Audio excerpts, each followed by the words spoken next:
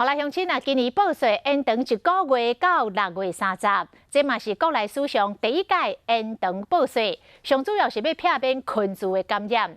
财政部嘛讲，民众若有困难，上长会当延期1年，也则是分做36期来纳税。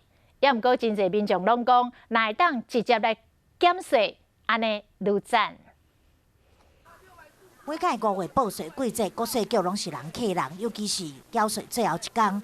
为着避免缴税前调造成防疫的漏洞，财政部决定延长缴税期限。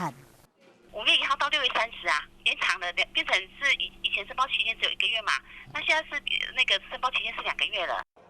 报税头一次延长缴税时间1个月，财政部讲希望会当分散前调，嘛宣导民众。